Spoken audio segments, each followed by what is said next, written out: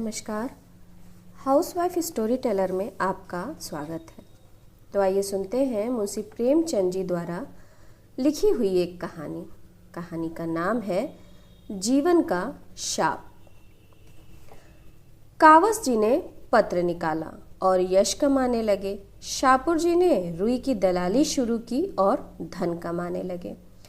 कमाई दोनों ही कर रहे थे, पर शाहपुर जी प्रसन्न थे, कावस जी विरक्त। शाहपुर जी को धन के साथ सम्मान और यश आप ही आप मिलता था। कावस जी को यश के साथ धन दूरबीन से भी देखने पर दिखाई न देता था। इसलिए शाहपुर जी के जीवन में शांति थी, सहृदयता थी, आशीर्वाद था, क्रीड़ा थी। कावस जी के जीवन में अशांति थी, कटुता थी, निराशा थी, उदासीनता थी।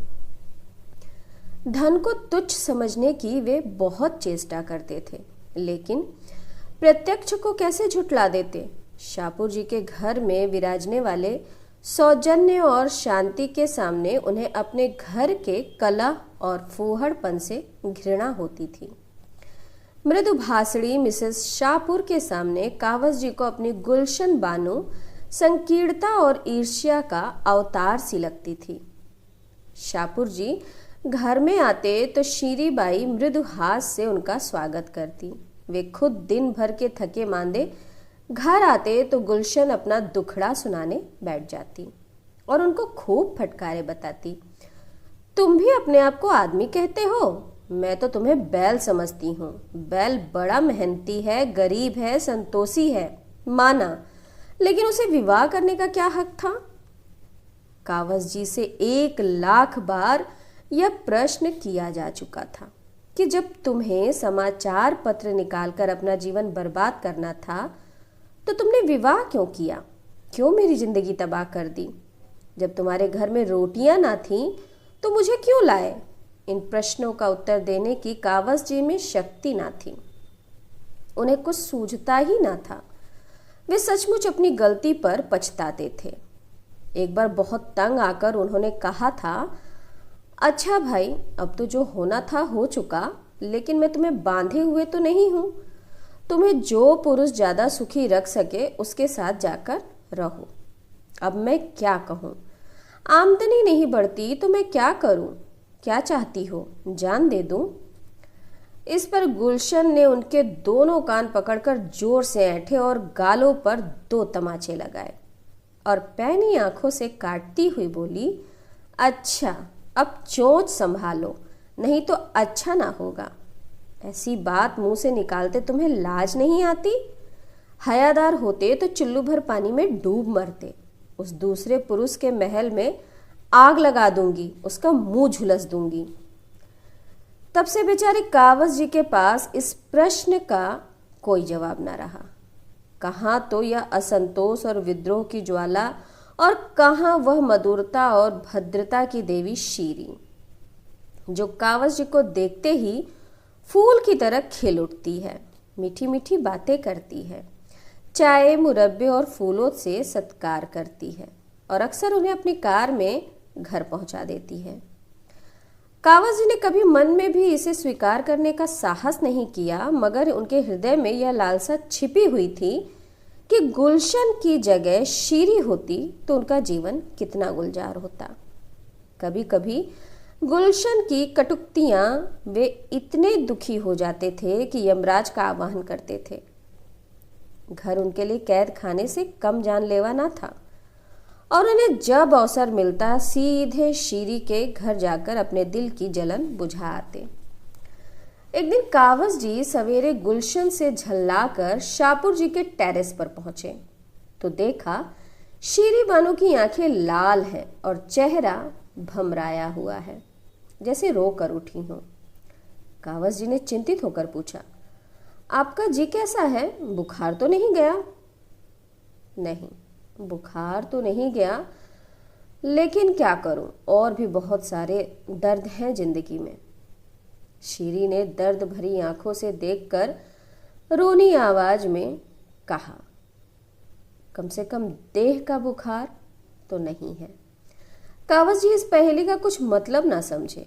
शीरी ने एक क्षण मौन रहकर फिर कहा, आपको मैं अपना मित्र समझती हूँ मिस्टर कावस। आपसे क्या छिपाऊं, मैं इस जीवन से तंग आ गई हूँ। मैंने अब तक हृदय की आग हृदय में रखी, लेकिन ऐसा मालूम होता है कि अब उसे बाहर ना निकालूं तो मेरी हड्डियां तक जल जाएंगी। इस वक्त 8 बजे हैं, लेकिन मेरे रंगीले पिया का कहीं पता नहीं। रात को खाना खाकर वे एक मित्र से मिलने का बहाना करके घर से निकले थे और अभी तक लौट कर नहीं आए। यह केवल आज की ही कोई नई बात नहीं है। इधर कई महीने से यह इनकी रोज की आदत है। मैंने आज तक आपसे कभी अपना दर्द साझा नहीं किया, मगर उस समय भी जब मैं हंस हंस कर आपसे बातें करती थी तो मेरी आत्मा रोती रहती थी। कावस जी ने निष्कपट भाव से कहा, तुमने पूछा नहीं कहाँ रह जाते हो? पूछने से क्या, लोग अपने दिल की बातें बता दिया करते हैं। तुमसे तो उन्हें कोई भेद ना रखना चाहिए। घर में जीना लगे तो आदमी क्या करे। मुझे यह सुनकर आश्चर्य हो रहा है, तुम जैसी देवी जिस घर में हो वह स्वर्ग है। शाहपुर जी को तो अपना भाग्य सराहना चाहिए। आपका यह भाव तभी तक है जब तक आपके पास धन नहीं है। आज तुम्हें कहीं से 2-4 लाख रुपए मिल जाएं तो तुम यूं ना रहोगे और तुम्हारे ये भाव बदल जाएंगे। यही धन का सबसे बड़ा अभिशाप है। ऊपरी सुख शांति के नीचे कितनी आग है यह तो उसी वक्त खुलता है जब ज्वालामुखी फट पड़ता है। वे समझते हैं धन से घर भर कर उन्होंने मेरे लिए वह सब कुछ कर दिया जो उनका कर्तव्य था, और अब मुझे असंतुष्ट होने का कोई कारण नहीं है। यह नहीं जानते कि ऐश के ये सामान उस तहखानों में गड़े हुए पदार्थों की तरह हैं जो मृत आत्मा के भोग के लिए रखे जाते थे। कावस जी आज एक नई बात सुन रहे थे। अब तक उन्हें जीवन का जो अनुभव हुआ था वह यह था कि स्त्री अंतःकरण से विलासिनी होती है। उस पर लाख प्राण वारो, उसके लिए मर ही क्यों ना मिटो, लेकिन व्यर्थ। वह केवल खरहरा नहीं चाहती, उससे कहीं ज्यादा दान और घास चाहती है। लेकिन यह एक देवी है जो विलास की चीजों को तुच्छ समझती है और केवल मीठे स्नेह से ही प्रसन्न रहना चाहती है। उनके मन में गुदगुदी सी उठी। मिसेस शाहपुर ने फिर कहा, उनका यह व्यापार मेरी बर्दाश्त से बाहर हो गया है। मेरे मन में विद्रोह की ज्वाला उठ रही है और मैं धर्म, शास्त्र और मर्यादा इन सभी का आश्रय लेकर भी त्राण नहीं पाती। मन को समझाती हूँ कि क्या संसार में लाखों विधवाएं नहीं पड़ी हुई हैं, लेकिन किसी तरह चित्त शांत नहीं होता। मुझे विश्वास आ जाता है कि मुझे मैदान में आने के लिए चुनौती दी जा रही है। मैंने अब तक उनकी चुनौती नहीं स्वीकार की है, लेकिन अब पानी सिर से ऊपर चढ़ गया है और मैं किसी तिनके का सहारा ढूंढे बिना नहीं रह सकती। वे जो चाहते हैं वह हो जाएगा। आप उनके मित्र हैं, आपसे बन पड़े तो उनको समझाइए। मैं इस मर्यादा की बेड़ी को अब और नहीं पहन सकूंगी। मिस्टर कावस जी मन में भावी सुख का एक स्वर्ग निर्मित कर रहे थे। बोले, हाँ हाँ, मैं अवश्य समझाऊंगा, यह तो मेरा धर्म है। लेकिन मुझे आशा नहीं कि मेरे समझाने का उन पर कोई असर हो। मैं तो दरिद्र हूं, मेरे समझाने का उनकी दृष्टि में मूल्य ही क्या। यो तो वे मेरे ऊपर बड़ी कृपा रखते हैं, बस उनकी यह आदत मुझे पसंद नहीं। तुमने इतने दिनों बर्दाश्त किया, यही आश्चर्य है। कोई दूसरी औरत तो एक दिन ना सहती। थोड़ी बहुत तो यह आदत सभी पुरुषों में होती है, लेकिन ऐसे पुरुषों की स्त्रियां भी वैसी ही होती हैं। कर्म से ना सही, मन से ही सही। मैंने तो सदैव इनको अपना इष्ट देव समझा, किंतु जब पुरुष इसका अर्थ ही ना समझे तो क्या हो। मुझे भय है वे मन में कुछ और ना सोच रहे हों। और क्या सोच सकते हैं? आप अनुमान कर सकती हैं। अच्छा, वो बात, मगर मेरा अपराध? शेर और मेमने वाली कथा आपने नहीं सुनी? मिसेस शाहपुर एकाएक चुप हो गईं। सामने से शाहपुर जी की कार आती दिखाई दी। उन्होंने कावस जी को ताकीद की और विनय भरी आंखों से देखा और दूसरे द्वार के कमरे से निकलकर अंदर चली गईं। मिस्टर शाहपुर लाल आंखें किए कार से उतरे और मुस्कुराकर कावस जी से हाथ मिलाया। स्त्री की आंखें भी लाल थीं, पति की आंखें भी लाल, एक रुदन से, दूसरी रात की खुमारी से। शाहपुर जी ने हैट उतारकर खूंटी पर लटकाते हुए कहा, क्षमा कीजिएगा, मैं रात को एक मित्र के घर सो गया था। दावत थी, खाने में देर हुई तो मैंने सोचा अब कौन घर जाए। कावस जी ने व्यंग मुस्कान के साथ कहा, हाँ, किसके यहाँ दावत थी? मेरे रिपोर्टर ने तो कोई खबर नहीं दी, जरा मुझे नोट करा दीजिए। उन्होंने जेब से नोटबुक निकाली। शाहपुर जी ने सतर्क होकर कहा, ऐसी कोई बड़ी दावत नहीं थी, 2-4 मित्रों का प्रीति भोज था। फिर भी समाचार तो जानना चाहिए। जिस प्रीति भोज में आप जैसे प्रतिष्ठित लोग शरीक हों, वह साधारण बात नहीं हो सकती। क्या नाम है मेजबान साहब का? आप चौंकेंगे तो नहीं? बताइए तो। मिस गौहर। मिस गौहर? जी हाँ, आप चौंके क्यों? क्या आप इसे तस्लीम नहीं करते कि दिन भर पाई आने पाई से सिर मारने के बाद मुझे कुछ मनोरंजन करने का भी अधिकार है? नहीं तो जीवन भार हो जाए। मैं इसे नहीं मानता। क्यों? इसलिए कि मैं इस मनोरंजन को अपनी ब्याता स्त्री के प्रति अन्याय समझता हूँ। शाहपुर जी नकली हंसी हंसे। यही दकियानूसी बात। आपको मालूम होना चाहिए, आज का समय ऐसा कोई बंधन स्वीकार नहीं करता, और मेरा ख्याल है कि कम से कम इस विषय में आज का समाज एक पीढ़ी पहले के समाज से कहीं परिष्कृत है। अब देवियों का यह अधिकार स्वीकार किया जाने लगा है, यानी देवियां पुरुषों पर हुकूमत कर सकती हैं, उसी तरह जैसे पुरुष देवियों पर हुकूमत कर सकते हैं। मैं इसे नहीं मानता। पुरुष स्त्री का मोहताज नहीं है, स्त्री पुरुष की मोहताज है। आपका आशय यही तो है कि स्त्री अपने भरण पोषण के लिए पुरुष पर अवलंबित है। अगर आप इन शब्दों में कहना चाहते हैं तो मुझे कोई आपत्ति नहीं, मगर अधिकार की बागडोर जैसे राजनीति में वैसे ही समाज नीति में धन बल के हाथ रही है और रहेगी।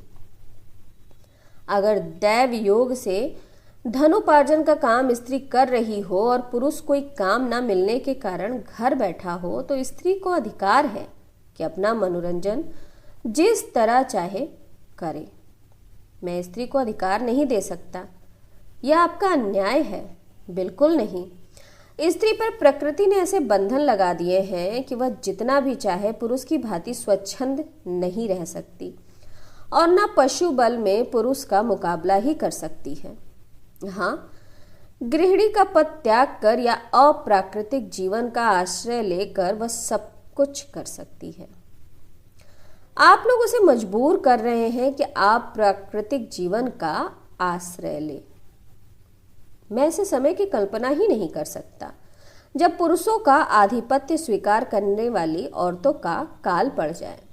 कानून और सभ्यता मैं नहीं जानता। पुरुषों ने स्त्रियों पर हमेशा राज किया है और करेंगे। सहसा कावस जी ने पहलू बदला। इतनी थोड़ी सी देर में ही वे अच्छे खासे कूटनीति चतुर हो गए थे। शाहपुर जी को प्रशंसा सूचक आंखों से देखकर बोले, तो हम और आप दोनों एक विचार के हैं। मैं आपकी परीक्षा ले रहा था। मैं भी स्त्री को गृहिणी, माता और स्वामिनी सब कुछ मानने को तैयार हूं, पर उसे स्वच्छंद नहीं देख सकता। अगर कोई स्त्री स्वच्छंद होना चाहती है तो उसके लिए मेरे घर में स्थान नहीं है। अभी मिसेस शाहपुर की बातें सुनकर मैं दंग रह गया। मुझे इसकी कल्पना भी ना थी कि कोई नारी मन में इतने विद्रोहात्मक भावों को स्थान दे सकती है। मिस्टर शाहपुर की गर्दन की नसें तन गईं, नथुने फूल गए। कुर्सी से उठकर बोले, अच्छा, तो अब शीरी ने यह ढंग निकाला, मैं अभी उससे पूछता हूँ और आपके सामने पूछता हूँ, अभी फैसला कर डालूंगा। मुझे उसकी परवाह नहीं है, किसी की परवाह नहीं है। बेवफा औरत, जिसके हृदय में जरा भी संवेदना नहीं, जो मेरे जीवन में जरा सा आनंद भी नहीं सह सकती, मैं उसके आंचल में बंद बंद कर घूमूं। शाहपुर से यह आशा रखती है। अभागिनी भूल जाती है कि आज मैं आंखों का इशारा कर दूं तो 101 शीरियां मेरी उपासना करने लगें। जी हाँ, मेरे इशारों पर नाचें। मैंने इसके लिए जो कुछ किया बहुत कम पुरुष किसी स्त्री के लिए करते हैं। उन्हें ख्याल आ गया कि वे जरूरत से ज्यादा बहके जा रहे हैं। शीरी की प्रेममय सेवाएं याद आ गईं। रुककर बोले, लेकिन मेरा ख्याल है कि वह अब भी समझ से काम ले सकती है। मैं उसका दिल नहीं दुखाना चाहता।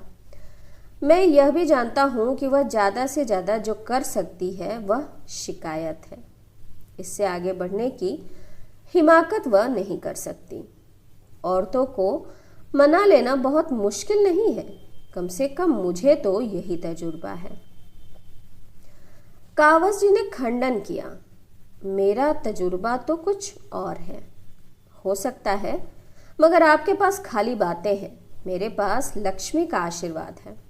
जब मन में विद्रोह के भाव जम गए तो लक्ष्मी के टाले भी नहीं टल सकते। शाहपुर जी ने विचारपूर्ण भाव से कहा, शायद आपका विचार ठीक है। कई दिन के बाद कावस जी की शीरी से पार्क में मुलाकात हुई। वे इसी अवसर की खोज में थे। उनका स्वर्ग तैयार हो चुका था, केवल उसमें शीरी को प्रतिष्ठित करने की कसर थी। उस शुभ दिन की कल्पना में वे पागल से हो रहे थे। गुलशन को उन्होंने उसके मायके भेज दिया था। भेज क्या दिया था, वो रोट कर चली गई थी। जब शीरी उनकी दरिद्रता का स्वागत कर रही है तो गुलशन की खुशामद क्यों की जाए। लपक कर शीरी से हाथ मिलाया और बोले, आप खूब मिली, मैं आज आने वाला था। शीरी ने गिला करते हुए कहा, आपकी राह देखते देखते आंखें थक गईं। आप भी जबानी हमदर्दी ही करना जानते हैं। आपको क्या खबर, इन कई दिनों में मेरी आंखों से कितने आंसू बहे हैं। कावस जी ने शीरी बानो की उत्कंठापूर्ण मुद्रा देखी, जो बहुमूल्य रेशमी साड़ी की आप से और भी दमक उठी थी।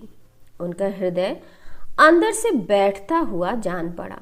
उस छात्र सी दशा हो गई थी जो आज अंतिम परीक्षा पास कर चुका हो और जीवन का प्रश्न उसके सामने अपने भयंकर रूप में खड़ा हो। काश वह कुछ दिन और परीक्षाओं की भूल भुलैया में जीवन के स्वप्नों का आनंद ले सकता। उस स्वप्न के सामने यह सत्य कितना डरावना था। अभी तक कावस जी ने मधुमक्खी का शहद ही चखा था। इस समय वह उनके मुख पर मंडरा रही थी और वे डर रहे थे कि कहीं डंक ना मारे।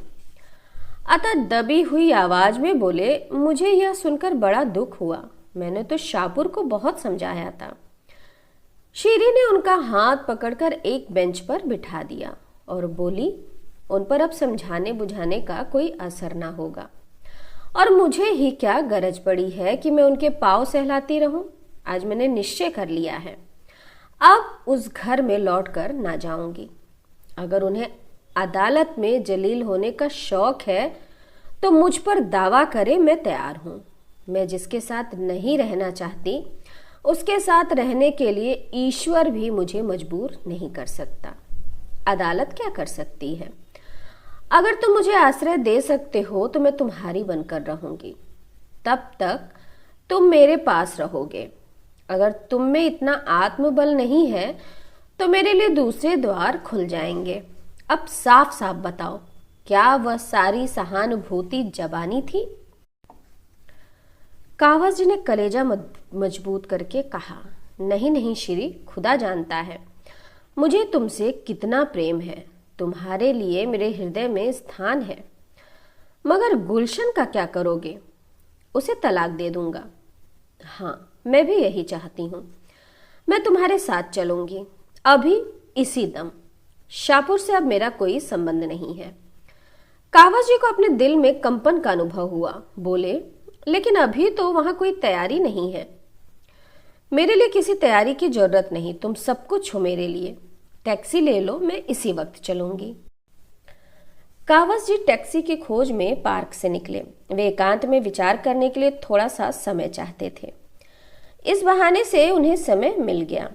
उन पर अब जवानी का वह नशा न था जो विवेक की आंखों पर छाकर बहुधा हमें गड्ढे में गिरा देता है। अगर कुछ नशा था तो अब तक हिरन हो चुका था। वे किस फंदे में गला डाल रहे हैं यह खूब समझते थे।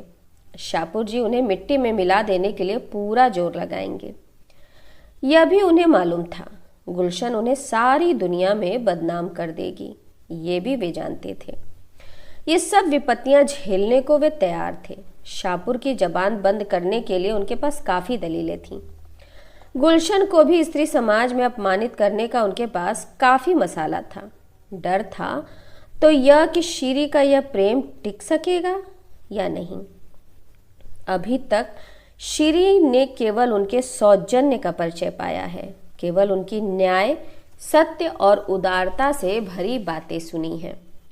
इस क्षेत्र में शाहपुर जी से उन्होंने बाजी मारी है, लेकिन उनके सौजन्य और उनकी प्रतिभा का जादू उनके बेसरो सामान घर में कुछ दिन रहेगा, इसमें उन्हें संदेह था। हलवे की जगह चुपड़ी रोटियां भी मिले तो आदमी सब्र कर सकता है, रूखी भी मिल जाए तो वह संतोष कर लेगा, लेकिन सूखी घास सामने देखकर तो ऋषि मुनि भी जामे से बाहर हो जाएंगे। शीरी उनसे प्रेम करती है, लेकिन प्रेम के त्याग की भी तो एक सीमा होती है। 2-4 दिन भावुकता के उन्माद में यह सब्र कर ले, लेकिन भावुकता कोई टिकाऊ चीज तो नहीं है। वास्तविकता के आघातों के सामने यह भावुकता कितने दिन टिकेगी? उस परिस्थिति की कल्पना करके कावस जी कांप उठे। अब तक वह रनिवास में रही है, अब उसे एक खपरेल का कॉटेज मिलेगा जिसके फर्श पर कालीन की जगह टाट भी नहीं है। कहाँ वर्दी पोश नौकरों की पलटन, कहाँ एक बुढ़िया माँ को संदिग्ध सेवाएं जो बात बात पर भुनभुनाती है, धमकाती है, कोसती है। उनका आधा वेतन तो संगीत सिखाने वाला मास्टर ही खा जाएगा। और शाहपुर जी ने कहीं ज्यादा कमीनेपन से काम लिया तो उनको बदमाशों से पिटवा भी सकते हैं। पिटने से भी नहीं डरते, यह तो उनकी फतेह होगी, लेकिन शीरी की भोग लालसा पर कैसे विजय पाए? बुढ़िया माँ जब मुंह लटकाए आकर उसके सामने रोटियां और सब्जी परोस देगी, तब शीरी के मुख पर कैसी विदिक्त विरक्ति छा जाएगी। कहीं वह खड़ी होकर उनको और अपनी किस्मत को कोसने न लगे। नहीं, अभाव की पूर्ति सौजन्य से नहीं हो सकती। शीरी का वह रूप कितना विकराल होगा। सहसा एक कार सामने से आती दिखाई दी। कावस जी ने देखा शाहपुर जी बैठे हुए थे। उन्होंने हाथ उठाकर कार को रुकवा लिया और पीछे दौड़ते हुए जाकर शाहपुर जी से बोले, आप कहाँ जा रहे हैं? यूं ही जरा घूमने निकला था। शीरी बानू पार्क में है, उन्हें भी लेते जाइए। वो तो मुझसे लड़कर आई हैं कि अब इस घर में कभी कदम ना रखूंगी। और आप सैर करने जा रहे हैं तो क्या आप चाहते हैं बैठकर रोऊं? वो बहुत रो रही हैं। सच? हाँ, बहुत रो रही हैं। तो शायद उसकी बुद्धि जाग रही है। तुम इस समय उन्हें मना लो, वह हर्ष से तुम्हारे साथ चली जाएंगी। मैं परीक्षा करना चाहता हूं कि वह बिना मनाए मानती है या नहीं। मैं बड़े असमंजस में पड़ा हुआ हूं, मुझ पर दया करो, तुम्हारे पैरों पड़ता हूं। जीवन में जो थोड़ा सा आनंद है उसे मानवन के नाट्य में नहीं छोड़ना चाहता। कार चल पड़ी और कावस जी कर्तव्य भ्रष्ट से वहीं खड़े रह गए। देर हो रही थी। सोचा कहीं शीरी यह ना समझ ले कि मैंने भी उसके साथ दगा की। लेकिन जाऊं भी तो क्यों? क्या लेके जाऊं, क्या कहूं? अपने संपादकीय कुटीर में उस देवी को प्रतिष्ठित करने की कल्पना ही उन्हें हास्यास्पद लग रही थी। वहां के लिए तो गुलशन ही उपयुक्त है। कुढ़ती है, कठोर बातें करती है, रोती है, लेकिन वक्त से भोजन तो देती है। फटे हुए कपड़ों को रफ्फू तो कर देती है। कोई मेहमान आ जाता है तो कितने प्रसन्न मुख से उसका आदर सत्कार करती है, मानो उसके मन में आनंद ही आनंद है। कोई छोटी सी चीज भी दे दी तो कितना फूल उठती है। थोड़ी सी तारीफ करके चाहे उससे गुलामी करवा लो। अब उन्हें जरा सी बात पर झुंझलाना पड़ना, उसकी सीधी सी बातों को टेढ़ा जवाब ना देना विकल करने लगा। उस दिन उसने यही तो कहा था कि उसकी छोटी बहन की सालगिरह पर कोई उपहार भेजना था। उसमें बरस पड़ने की कौन सी बात थी। माना वे अपना संपादकीय नोट लिख रहे थे, लेकिन उनके लिए संपादकीय नोट जितना महत्व रखता है, क्या गुलशन के लिए उपहार भेजना उतना ही या उससे ज्यादा महत्व नहीं रखता? बेशक उनके पास उस समय रुपए ना थे, तो क्या वे मीठे शब्दों में यह नहीं कह सकते थे कि डार्लिंग मुझे खेद है, अभी हाथ खाली है, 2-4 रोज मैं कोई प्रबंध कर दूंगा। यह जवाब सुनकर वह चुप हो जाती, और अगर कुछ भुनभुना ही लेती तो उनका क्या बिगड़ जाता। अपनी टिप्पणियों में वह कितनी शिष्टता का व्यवहार करते हैं। कलम जरा भी गर्म पड़ जाए तो गर्दन नापी जाए। गुलशन पर वह क्यों बिगड़ जाते हैं? इसलिए कि वह उनके अधीन है और उन्हें रूठ जाने के सिवा कोई दंड नहीं दे सकती। कितनी नीच कायरता है कि हम सबलों के सामने दुम हिलाएं और जो हमारे लिए अपने जीवन का बलिदान कर रही है उसे काटने दौड़े। सहसा एक टांगा आता हुआ दिखाई दिया और सामने आते ही उस पर से एक स्त्री उतरकर उनकी ओर चली। अरे, यह तो गुलशन है। उन्होंने आतुरता से आगे बढ़कर उसे गले लगा लिया और बोले, तुम इस वक्त यहाँ कैसे आई? मैं अभी अभी तुम्हारा ही ख्याल कर रहा था। गुलशन ने गदगद कंठ से कहा, तुम्हारे ही पास जा रही थी। शाम को बरामदे में बैठी तुम्हारा लेख पढ़ रही थी, ना जाने कब झपकी आ गई और मैंने एक बुरा सपना देखा। माने डर के मारे मेरी नींद खुल गई और तुमसे मिलने चल पड़ी। इस वक्त यहाँ कैसे खड़े हो? कोई दुर्घटना तो नहीं हो गई? रास्ते भर मेरा कलेजा धड़क रहा था। कावस जी ने आश्वासन देते हुए कहा, मैं तो बहुत अच्छी तरह हूं। तुमने क्या स्वप्न देखा? मैंने देखा जैसे तुमने एक रमणी को कुछ कहा है और वह तुम्हें बांध कर घसीटे लिए जा रही है। कितना बेहुदा स्वप्न है और तुम्हें इस पर विश्वास भी आ गया। मैं तुमसे कितनी बार कह चुका हूं कि स्वप्न केवल चिंतित मन की क्रीड़ा है। तुम मुझसे छिपा रहे हो। कोई ना कोई बात हुई तो जरूर है। तुम्हारा चेहरा बोल रहा है। अच्छा, तुम इस वक्त यहाँ क्यों खड़े हो? यह तो तुम्हारे पढ़ने का समय है। यूं ही जरा घूमने चला आया था। झूठ बोलते हो, खाओ मेरी सिर की कसम। अब तुम्हें एतबार ही ना आए तो क्या करूं? कसम क्यों नहीं खाते? कसम को मैं झूठ का अनुमोदन समझता हूं। गुलशन ने उनके मुख पर तीव्र दृष्टि डाली, फिर एक क्षण के बाद बोली, अच्छी बात है, चलो घर चलें। कावस जी ने मुस्कुराकर कहा, तुम फिर मुझसे लड़ाई करोगी? सरकार से लड़कर भी तुम सरकार की अमलदारी में रहते हो कि नहीं? मैं भी तुमसे लड़ूंगी, मगर तुम्हारे साथ रहूंगी। हम इसे कब मानते हैं कि यह सरकार की अमलदारी है? यह तो मुंह से कहते हो। तुम्हारा रोआ रोआ इसे स्वीकार करता है, नहीं तो तुम इस वक्त जेल में होते। अच्छा चलो, मैं थोड़ी देर में आता हूं। मैं अकेली नहीं जाऊंगी। आखिर सुनो तो सही, तुम यहाँ कर क्या रहे हो? कावस जी ने बहुत कोशिश की कि गुलशन वहां से किसी तरह चली जाए, लेकिन वे जितना ही उस पर जोर देते थे उतना ही गुलशन का आग्रह भी बढ़ता जाता था। आखिर मजबूर होकर कावस जी को शीरी और शाहपुर के झगड़े का वृतांत कहना ही पड़ा। यद्यपि इस नाटक में उनका अपना जो भाग था उसे उन्होंने बड़ी होशियारी से छिपा देने की चेष्टा की। गुलशन ने विचार करके कहा, तो तुम्हें भी यह सनक सवार हुई? कावस जी ने तुरंत प्रतिवाद किया, कैसी सनक? मैंने क्या किया? अब यह तो इंसानियत नहीं है कि एक मित्र की स्त्री मेरी सहायता मांगे और मैं बगले झांकने लगूं। झूठ बोलने के लिए बड़ी अकल की जरूरत होती है प्यारे, और वह तुमसे नहीं है, समझे।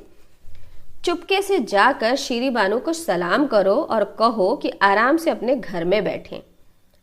सुख कभी संपूर्ण नहीं मिलता, विधि इतना घोर पक्षपात नहीं कर सकती। गुलाब में कांटे होते ही हैं, अगर सुख भोगना है तो उसे उसके लिए 200 के साथ भोगना पड़ेगा। अभी विज्ञान ने कोई ऐसा उपाय नहीं निकाला कि हम सुख के कांटों को अलग कर सकें। मुफ्त का माल उड़ाने वाले को अय्यासी के सिवा और क्या सूझेगी। अगर धन सारी दुनिया का विलास ना मोल लेना चाहे तो वह धन ही कैसा। शीरी के लिए भी क्या वे द्वार नहीं खुले हैं जो शाहपुर जी के लिए खुले हैं। उससे कहो शाहपुर के घर में रहे, उनके धन को भोगे और भूल जाए कि वह शाहपुर की स्त्री है, उसी तरह जैसे शाहपुर भूल गया है कि वह शीरी का पति है। जलना और कुढ़ना छोड़कर विलास का आनंद लूटे। उसका धन एक से एक रूपवान विद्वान नवयुवकों को खींच लाएगा। तुमने ही एक बार मुझसे कहा था कि एक जमाने में फ्रांस में धनवान विलासिनी महिलाओं का समाज पर आधिपत्य था। उनके पति जब सब कुछ देखते थे और मुंह खोलने का साहस नहीं करते थे। और मुंह क्या खोलते, वे खुद इसी धुन में मस्त थे। यही धन का प्रसाद है। तुमसे ना बने तो चलो मैं शीरी को समझा दूं। अय्यास मर्द की स्त्री अगर अय्याश ना हो तो यह उसकी कायरता है, लतखोरपन है। कावस जी ने चकित होकर कहा, लेकिन तुम भी तो धन की उपासक हो। गुलशन ने शर्मिंदा होकर कहा, यही तो जीवन का शाप है। हम उसी चीज पर लपकते हैं जिसमें हमारा अमंगल है, सत्यानाश है। मैं बहुत दिन पापा के इलाके में रही हूं। चारों तरफ किसान और मजदूर रहते थे। बेचारे दिन भर पसीना बहाते थे। शाम को घर जाते अय्यासी और बदमाशी का कहीं नाम ना था। और यहाँ शहर में देखती हूँ कि सभी बड़े घरों में यही रोना है। सबके सब हथकंडों से पैसे कमाते हैं और अस्वाभाविक जीवन बिताते हैं। आज तुम्हें कहीं से धन मिल जाए तो तुम भी शाहपुर बन जाओगे, निश्चय है। तब शायद तुम भी अपने बताए हुए मार्ग पर चलोगी। क्यों? शायद नहीं, बल्कि अवश्य। तो ये कहानी यहीं समाप्त होती है। आप लोगों से विशेष अनुरोध कि मेरे चैनल को लाइक करिए, शेयर करिए और सब्सक्राइब करिए। नमस्ते।